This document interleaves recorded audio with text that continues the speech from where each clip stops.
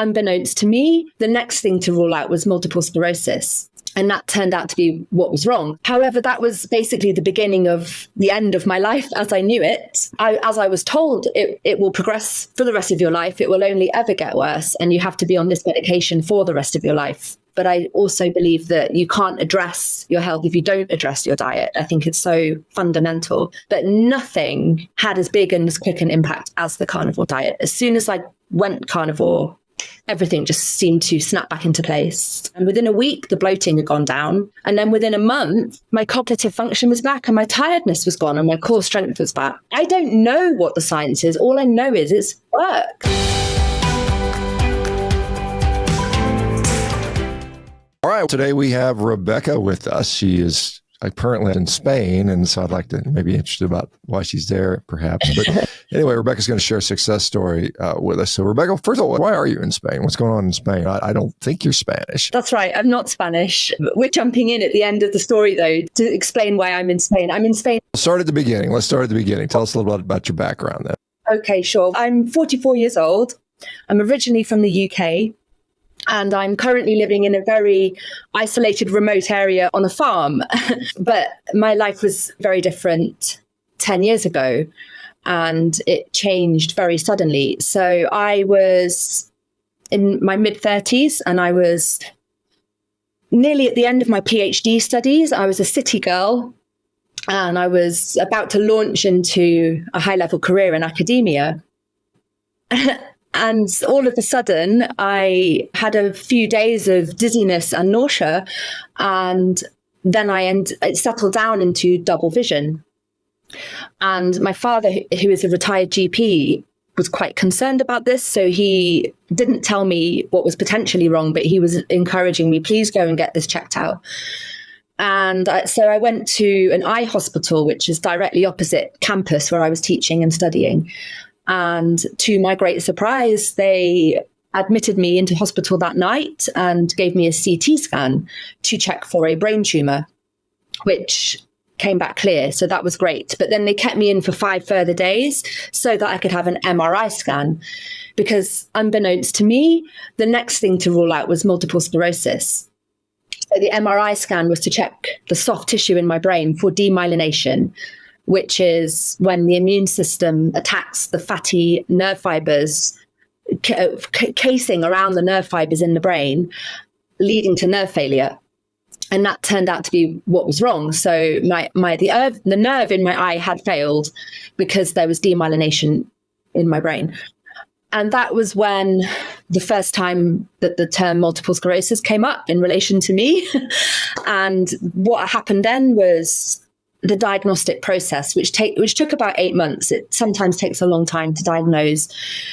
They want to diagnose quickly so they can put you on medication, but because that medication is extremely expensive, they want to make sure, first of all, that they're giving it to somebody who needs it or supposedly needs it. And so then I had a further MRI scan, and 8 months later, I was officially diagnosed. They had to wait and see if the nerve would repair itself to determine what type of MS it was. If it did start to show signs of repair, then it was relapsing remitting. If it didn't, it was primary progressive. So that was a bit of a nerve-wracking time waiting to find out if I had primary progressive, which would have obviously been devastating. I was happy to discover that it was relapsing remitting. However, that was basically the beginning of the end of my life as I knew it. I just about managed to hand in my PhD. Hardest thing I've ever had to do to finish that when the symptoms of fatigue and brain fog were setting in. But somehow I managed it, and then I completely crashed after that. Once I'd submitted my PhD, I completely crashed and the symptoms overtook. I'd been in complete denial about the fact that it could end my career. I just thought I could just soldier on, but I just completely underestimated what fatigue was and what the brain fog would mean for me. The sort of structural collapse that often happens with MS was more than I could manage. I couldn't then go on into a job. I basically became unemployed and I was living alone. So I spent a lot of time alone and I was isolated and basically stuck looking at the same 4 walls every day. And not too long before then, I'd been looking at doing conferences in China and teaching and networking. And it was a completely different set of circumstances. And yeah, the symptoms were just unbelievable. And I was on daily injectables as well. They put me on Copaxone, which is an entry-level drug for multiple sclerosis. So it doesn't help your symptoms. What it's supposed to do is slow down the progression of the disease in the future by 15 or 30%, like a small amount.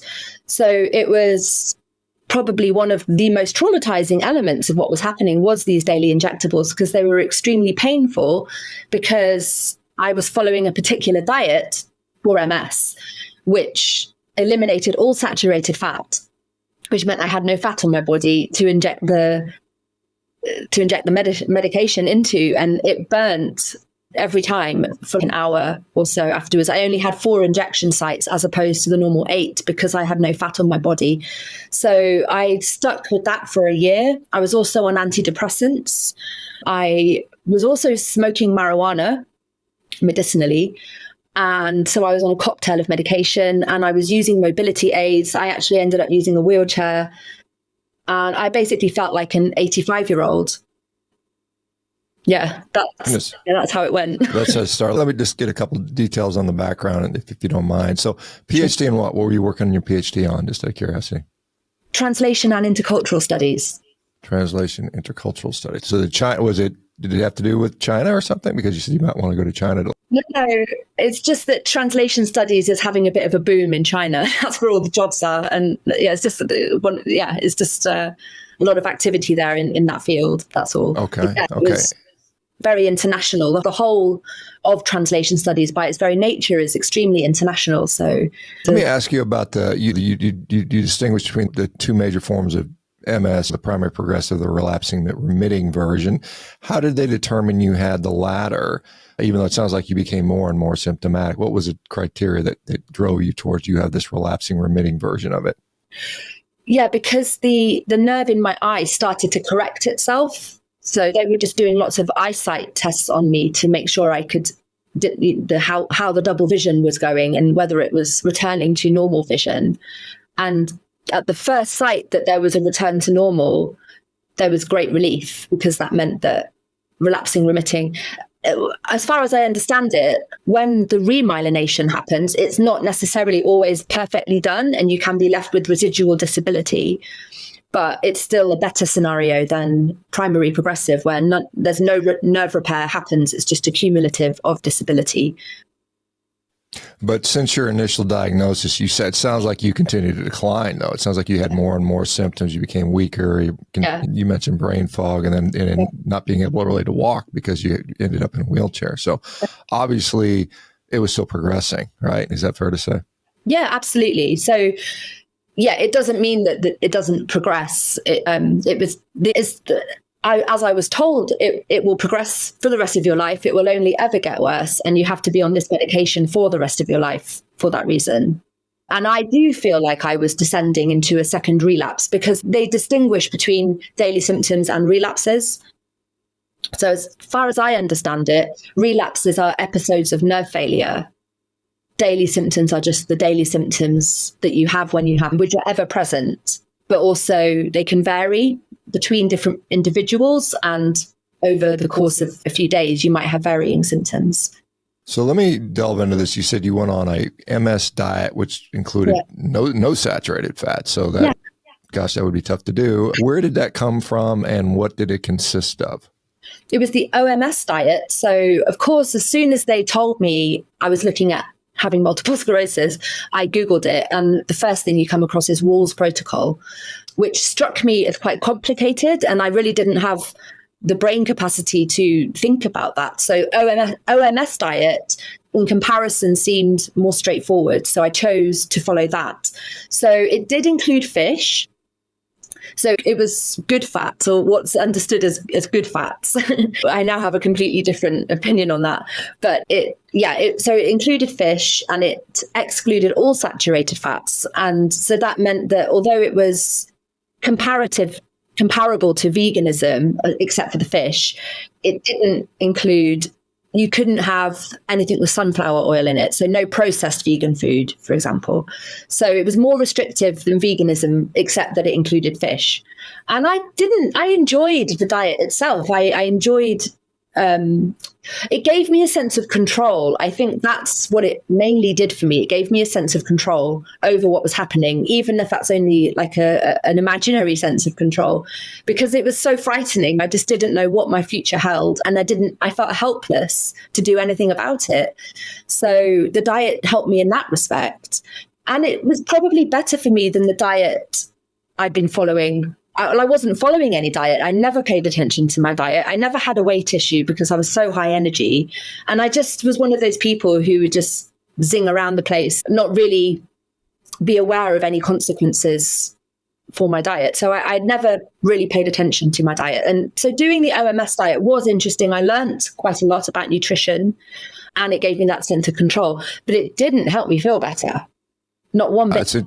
I certainly understand the need for some level of independence and some level of empowerment, because you feel like you're completely helpless. You got this diagnosis, it hits you out of the blue, and then you're like, here to take all these drugs the rest of your life, and you're going to progress and eventually end up in a wheelchair and die. And that's what many people with MS go through, unfortunately. Yeah. So you're on this very pescatarian-ish, veganish diet. No improvement in symptoms. No, the symptoms continue to progress. Fair enough. And how long did you do that for? I was on that diet for, let's say, 2 years, I would say. I stopped following it when I moved to Spain. So the reason I moved to Spain, to go back to your original question, was I realized that my situation was so hopeless as it was living in Birmingham, in a big city, where I thought that I would have a community around me, but as often happens with people with chronic illnesses, especially when they're invisible, the world just carries on and you can't keep up and it leaves you behind. So I was in my hometown, but I was so isolated. And I figured, what difference does it make if I'm on a mountain or if I'm in the biggest, second biggest city in the UK? It makes no difference. And what I had come to understand is that my symptoms were being worsened by my environment. So this is part of my health journey, which goes beyond diet. So I do believe that there's more to it than diet, but I also believe that you can't address your health if you don't address your diet. I think it's so fundamental. However, there were environmental factors causing, I believe, oxidative stress and inflammation, as well as sugar in my system and gluten and whoever knows what else because of my diet. But what I discovered, this is quite controversial, but what I discovered, and many people won't believe me, but I discovered that Wi-Fi and mobile phones, cell phones, were making my symptoms worse of brain fog and nausea. So whether or not go on. Yeah, I think your larger point that yes, nutrition is incredibly important, and yes, if you don't fix your nutrition, you're going to limit your progress. But yes, there's definitely multiple other things that contribute to disease. I think that's clear. Yeah. Nutrition probably be one of the bigger ones, and if we don't stop, quote unquote, poisoning ourselves, it doesn't matter what else you do in a way. So what was it? What was a year of the diagnosis? How long had this been going on in total before you started? Assume there's a happy end to this, but tell us when it started again. Sorry, to recap. The onset of the symptoms was the nerve failure in my eye was April 2016. The diagnosis was January 2017. And that's when I came to feel my worst. So the hardest years of my life, 2 or 3 years where I was basically housebound. But that, as I say, that improved when I reduced my exposure and realized I need to be on many different levels, not to just do with Wi-Fi, but stress levels. Just being in the city was the wrong environment for me now. So I realized that I needed to move off grid and move to the country. But in the UK, that's not easy to do because of the weather. And also, I'm a translator. So my Spanish by this point was absolutely dismal. The situation was really bad. My bread and butter, I'd lost my academic career, but the only hope I had really was to get translation work. But my translation skills were in decline because you have to keep up your languages. And so everything was pointing towards move to Spain. But also at this time, Brexit was happening. So I had to do it immediately, or it would never be possible again. So just a crazy year where I realized I have to get out. I have to move off grid up a mountain, and I have to do this on my own with multiple sclerosis right now. So that's basically what happened. I moved heaven and earth and moved to a mountain cabin in Spain. And it was there that I discovered the carnivore diet. So I let the OMS diet slip during that move, as it just became too complicated to get to the supermarket, because I was living up a mountain and everything was just that little bit more physically demanding, and the learning curve of living off grid, which did me a lot of good. This did help me to some degree. I will always say that there was a degree of rehabilitation before I started the carnivore diet, but nothing had as big and as quick an impact as the carnivore diet. As soon as I went carnivore, everything just seemed to snap back into place. Let me, before we get into that, that's awesome. I'm so glad to hear that for you. So you moved to Spain, and so what year, like 2020-ish, or what year was the year you moved to Spain? Yeah, February 2020. So right when the COVID craziness kicked off. And so I remember being on the ferry and the news reports being on the ferry of the first news report about COVID. It was literally before. Yeah, and so a weird time ensues with that regard. But so what was your state of overall function when you had to move from the UK to Spain? Were you still limited mobility, wheelchair, or where were you at that point? I was not using the wheelchair anymore. I was okay without the wheelchair. I was still using a walking stick at times. So I never used the walking stick because I couldn't walk. I would use it to reduce the impact of the fatigue, the post-exertional malaise later on. So it would just reduce the impact on my body. But I was still using that when I moved to Spain occasionally. When I had a heavy day walking, I would use the stick. And let me ask, did you have serial MRIs looking at, because obviously the first initial diagnosis saying, hey, we've got this, maybe some evidence of demyelination going on. Was that something that you had several of those over the years and it showed progression, or where was that at? Yeah. So I moved from Manchester to Birmingham, which meant that what's really frustrating is that the different primary care trusts in the UK, you've got the system called Primary Care Trust, they don't share information. So my first few MRI scans that I had in Manchester were not sent to Birmingham, where I had a couple more MRI scans. And then they were not sent to Spain, where I didn't actually register with the doctor at all for the first year. In the pandemic, I just hid up the mountain and I wasn't registered. I just needed a break from all things pharmaceutical, all things medical. But I eventually went to a doctor because I had what felt like a relapse of fatigue.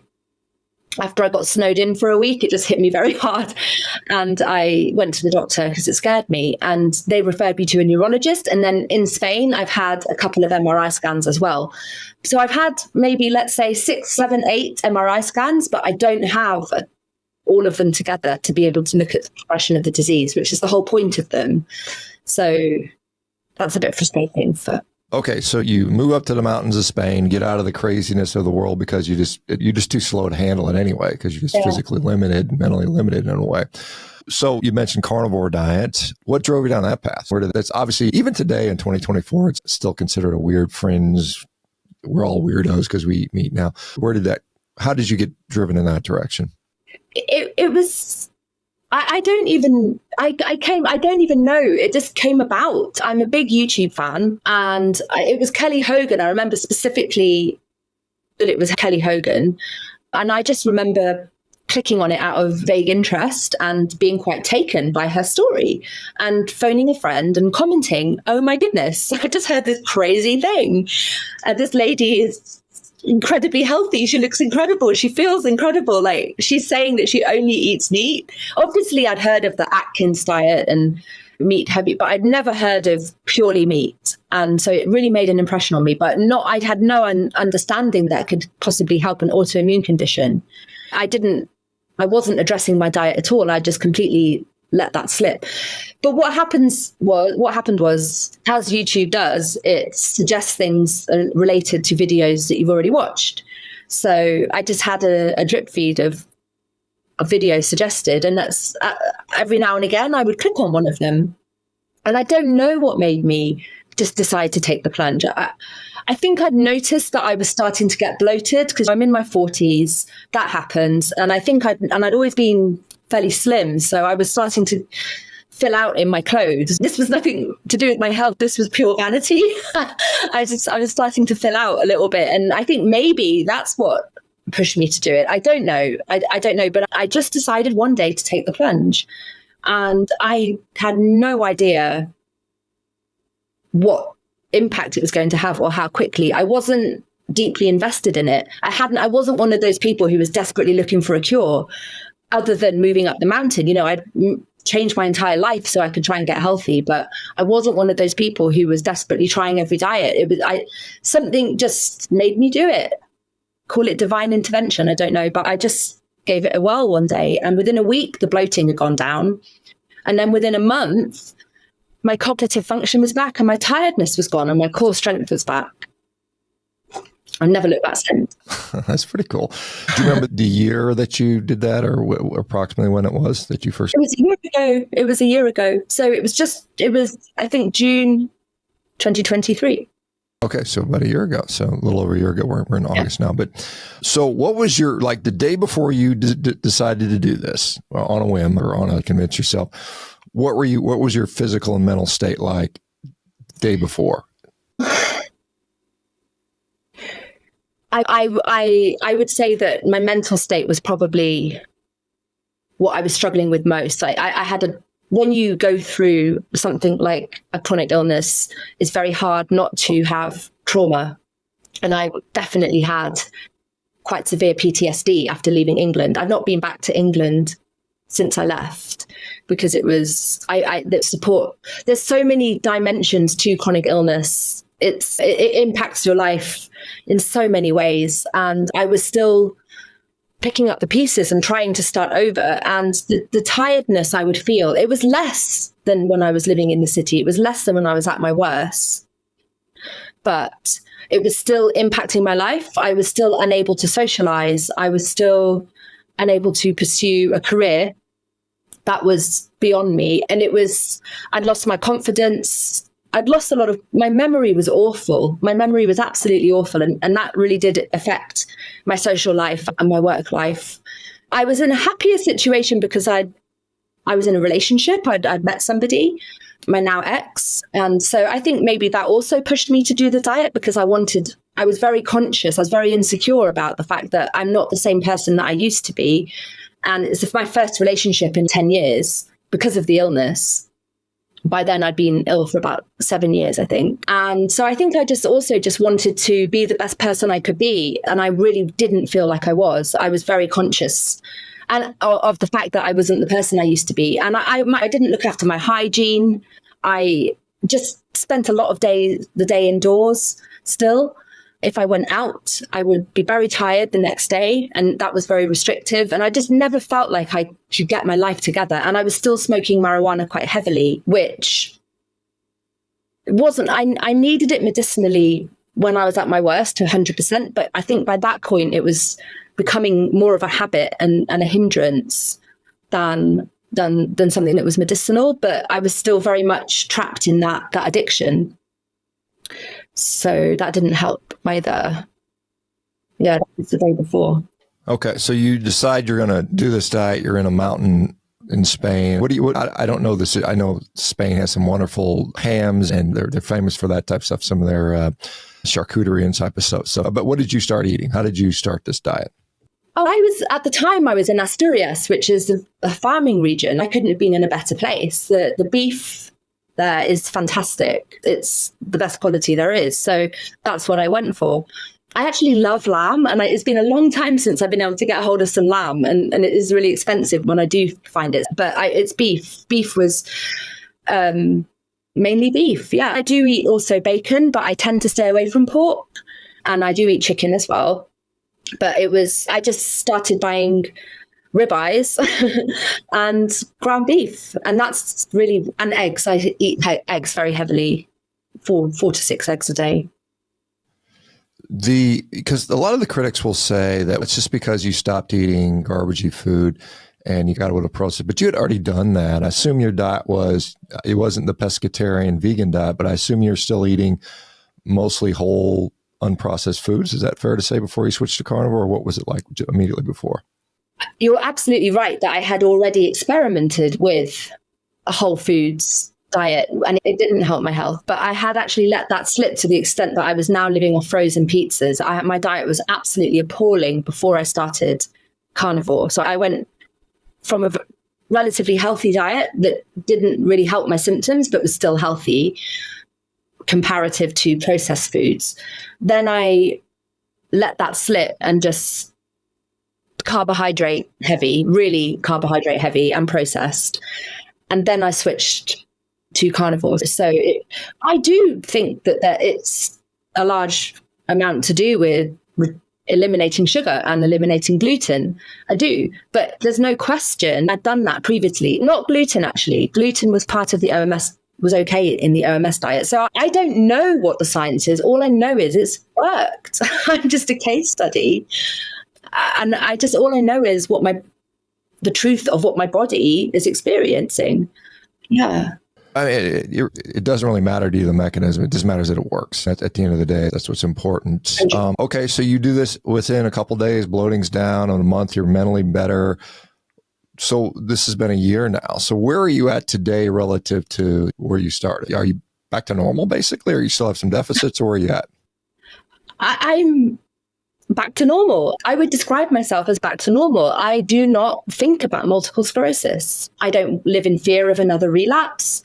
I don't find that I have any restrictions other than maybe a lack of confidence in some areas. So that's something that I have now got the ability to work through because there's no reason why I can't. I really, truly feel 100% better. If anything, I would say I'm better than I was maybe before I got sick because I'm more conscious of my diet and my environment and my stress levels.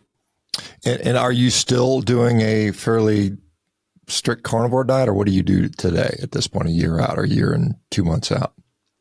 Yeah, so I'm still strict. I actually had more trouble sticking to the diet when I was still smoking marijuana, but I was able to give up marijuana because I got my health back. I started to find that it was conflicting now with all the energy I had and all the things I wanted to do. And now it was just a depressant and it was not helping me. A habit that had become so ingrained after so many years of smoking it medicinally and truly needing it, I was able to kick. And then that meant that I no longer had the munchies that were giving me cravings. That was sometimes hard to manage on the carnivore diet, but eliminating both those things, eliminating sugar, then eliminating marijuana, I'm able to stick to the diet much better. And I usually eat bacon and eggs in the morning. And then in the afternoon, I eat a quantity of beef. Usually that's my go-to. And I observe the 16-8 fasting regimes. I realized about 3 months in that I hadn't been sticking to the fasting. And that was making me plateau a little bit.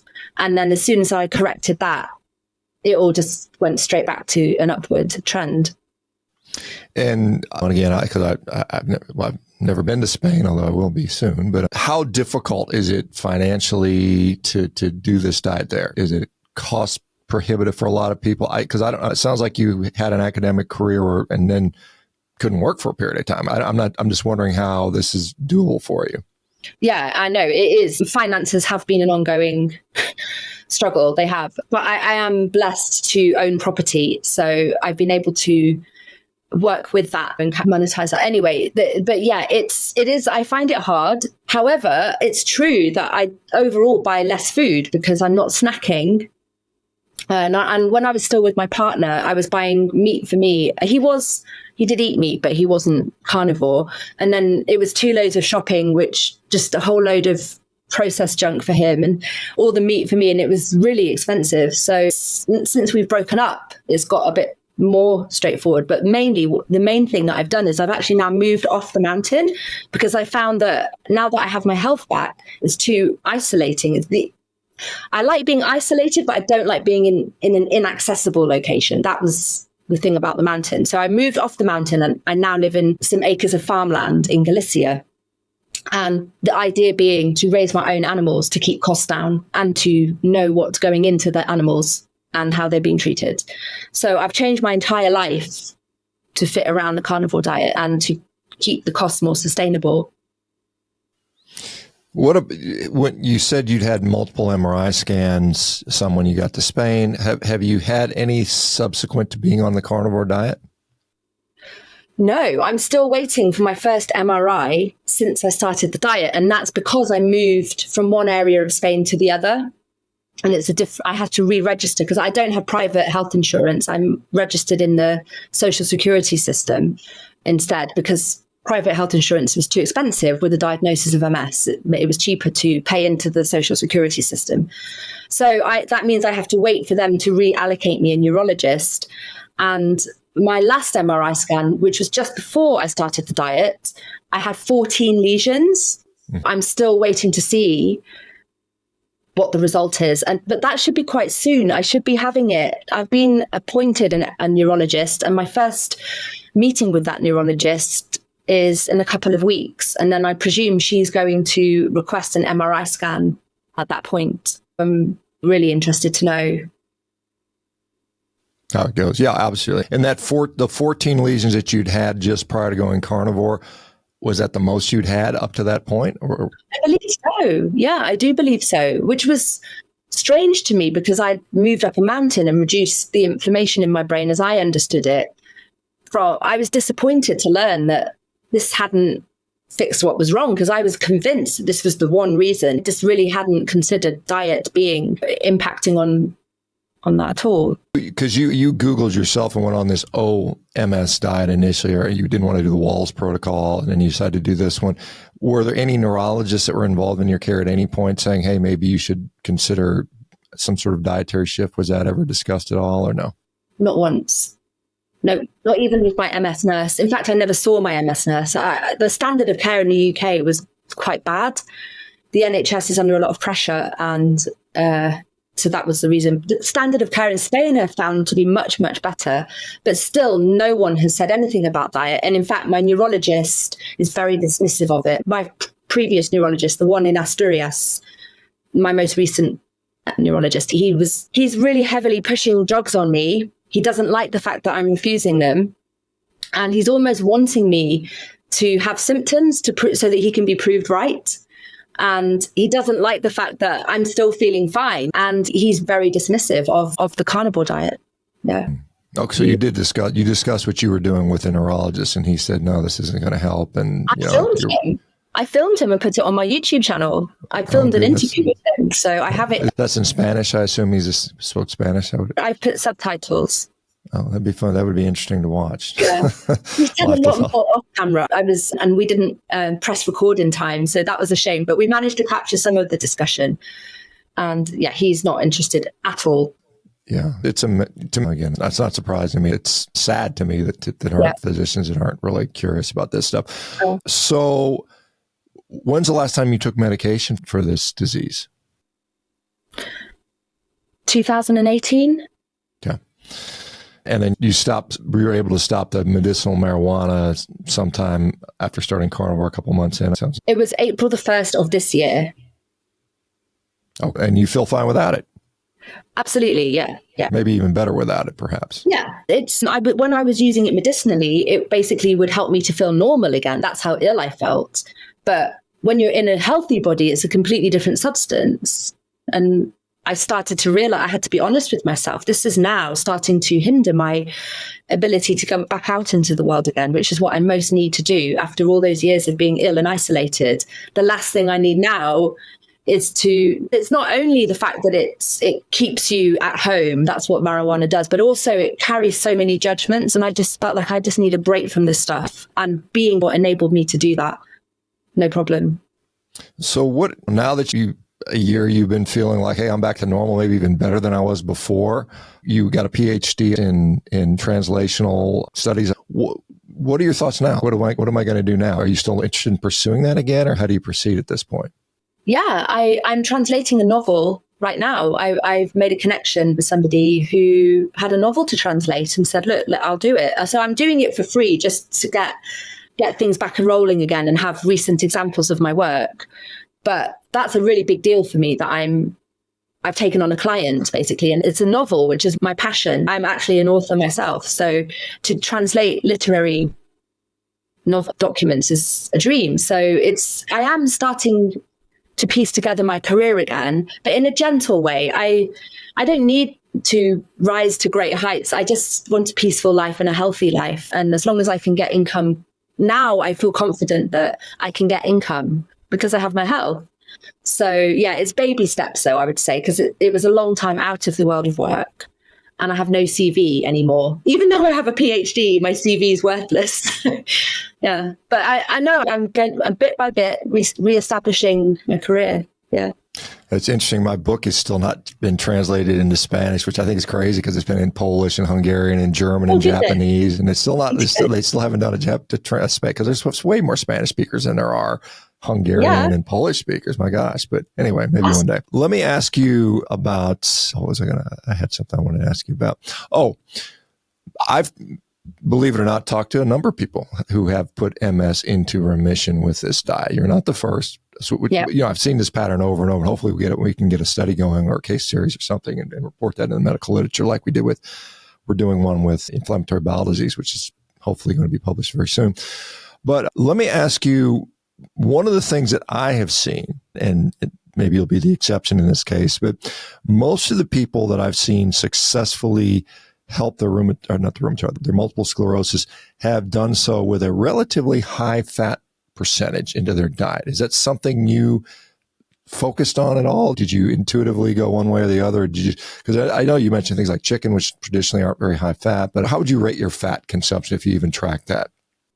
Yeah, I'm becoming more and more conscious of the need for fat. I did make the connection at some point that myelin is made of fat, saturated fat. You need to have it in your brain for your brain to function. So I'm aware that fat is the key. However, I wouldn't say that I'm somebody who's very meticulous about measuring my macros and my this and my that, because I don't know anything about nutrition. I'm starting to learn and I'm very keen to learn. And I actually want to improve my carnivore practice by informing myself better about these things. But I would say that it's definitely high fat. Mm-hmm. I have started licking the plate. I've started just pouring as much fat as possible from the pan on whatever I'm eating. And I tend to eat ground beef. So I believe that's got a higher fat content usually because they just ground up all the bits. Yeah, it certainly can be. Yeah, it can be. Your meat comes from, you said you live in a farming community. Is it local abattoirs, butchers? What is this situation like? I assume that's what you have in Spain. Again, till I go there, I won't know for sure. But yeah, Galicia is also, now I'm living in Galicia. Galicia is also a farming region. And I do usually go to the supermarket, but there's an eco tienda, an eco shop where they actually slaughter their own and they raise their own animals. And the reason I don't go to that every time is because it's expensive, but it matters to me that I know where the meat comes from. I do try and go there as much as I can. And I'm spoiled for choice. And to be honest, I have farmers, and my nearest neighbours are farmers I've got cows in my land right now, actually, just to keep the grass down. But I'm going to speak to one of the farmers and ask if I can buy half a cow off them and because that's more economical. Obviously, it's a higher cost overall, a higher cost in one go, but it's more economical overall. So that would be my idea. But as I say, all the meat here, even in the supermarkets, is all local Galician meat. So that's nice. Yeah, for sure. And you obviously, not that you've basically put your MS in remission, which is great. And I guess some of the people say, you had this relapsing remitting form, and therefore that's to be expected in a certain percentage of the population. But there was a very clear, exact thing you did that led to this. It wasn't like, it just randomly happened. It was like intentionally, I went on this diet, and within days I felt better. And in fact, within a month I'd regained my cognitive abilities back to normal. So it's obviously not just by chance. And this is a frustrating thing, I think, because there are a certain number of people in which a disease will go into remission. And rather than studying those people and say, hey, what are you doing? Maybe we can expand this onto a larger audience. Yeah. People just say, oh, that's just, okay, whatever, keep doing what you're doing, and we ignore it, type of thing. Yeah, and in, I would say also that there's one thing putting your disease in remission. As far as I understand it, that would be not having relapses for a long time of nerve failure, but my symptoms vanish. My daily symptoms vanish. They're not expected to go away.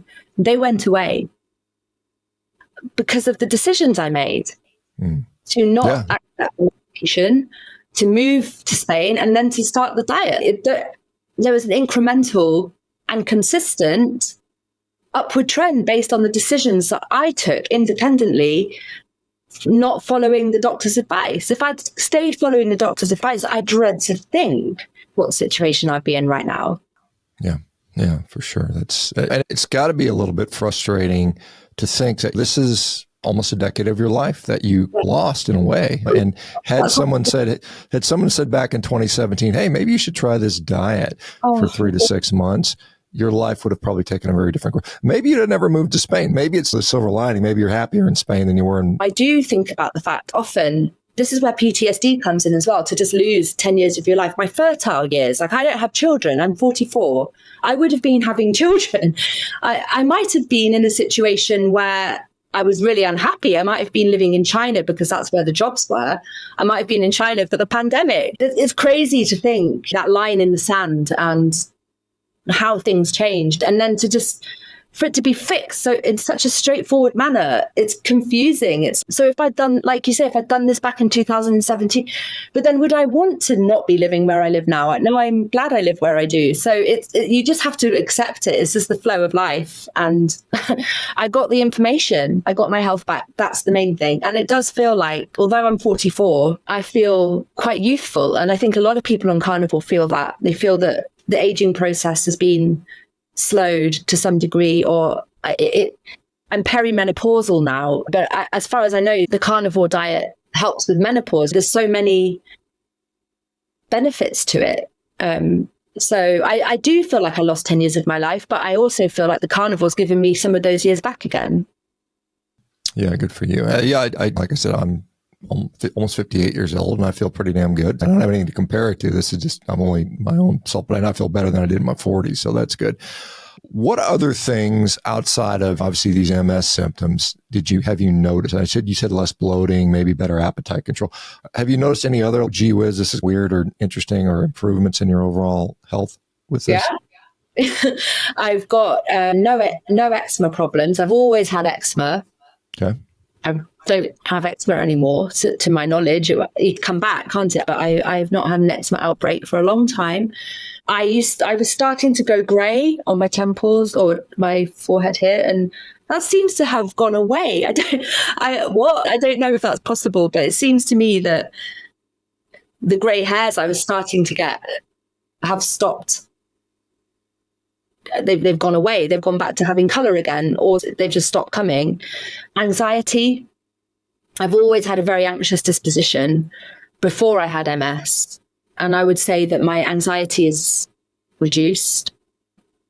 My weight, not that I've ever had a weight problem, but it's really great to be 44 and to be still fitting in my clothes from my early 20s, and to know that this is going to continue this way. What else? Yeah, skin issues. Apart from eczema, I also had some recurring spots on my chin from mask wearing, from enforced mask wearing during the pandemic. They got infected or something, and they cleared up immediately on going on the diet. Yeah. So you said you have a YouTube channel now, and I guess the rationale behind doing that was maybe just to share your story. Is that why you did that, or was there some other YouTube interest that you had? Yeah, it was, but it was before I knew that the story was going to go this way. It existed. The YouTube channel existed before I started the diet, but I had 11 subscribers. It was tiny, and it was all the people, I knew them all in real life. It was just a way to record my off-grid life, really, because I was living in such a spectacular and unusual location that I wanted to make videos about that. It was a way to interact with my environment in a creative way while I was isolated on the mountain. So I had started the YouTube channel before, but I just decided, I'll just do vlogs about this in a really very casual manner and without any pre-planning. It was all very spontaneous, both starting the diet and doing a video about the diet. But what's happened is the channel has grown as my story has unfolded. And it's just incredible because the community has just blown me away. To be part of a carnivore community where it's not just people, it's partly people who are brave enough to make independent decisions against the dictates of their physicians and take their health into their own hand. But it's also people who have often been through chronic illness and have gained a lot of wisdom and empathy. And it's really hard for healthy people to understand the experience of a chronically ill person. And it was one of the hardest things. It was, I would say, the hardest thing about being chronically ill was the gulf between you and the rest of the world as they carry on with their lives and forget about you. That's exactly what happened to me. And I took all of these decisions to move off grid and basically on my own. So to have the validation of people and to be able to spread the word, of course, there's so many elements to being on the carnivore diet. It's a way of life. It's a way of eating. But it's also a community, and it's a community that I was missing. I was missing that support and that validation and that just connecting with people who you can relate to. I have found that's been a really positive thing about starting the diet. Do you get interaction, or have you had any sort of other folks with MS that have said, hey, this is of interest to me, and have you seen much of that? Only online, only through the channel. Lots of people on the channel. Some people reach out to me by email or make comments. I don't know that many people in real life who have MS, to be honest. I do know carnivores in real life. In the wild, as somebody put it in comments. And how do you, are there any people in your immediate, because obviously you said you isolated yourself on a mountain because you just didn't feel like being around the hustle and bustle and couldn't keep up. Now that you're back to full speed, I assume interacting in real life with people, does anybody around you like say, what the hell are you eating? Or does that ever come up? Oh my gosh. People are absolutely shocked at the difference. Absolutely shocked. So most of the people I know now never knew me before I got ill, because I'd moved to Spain on my own and didn't know anybody when I moved here. So I was always very conscious. You never knew me before I got ill. You don't know that this isn't me. And I can't prove that it isn't me. And it's my disease, it's my illness that's making me act this way and not be able to. But I was really insecure about that. And then to have the carnivore diet basically prove that I am high energy, I am with it, I'm on the ball, I can be anyway. And just to have my body and brain back was a shock to me, but it was also really validating to see people's reactions and be like, wow, you're just a different person, completely different person. I assume you speak Spanish now, I assume. I don't know. Yeah.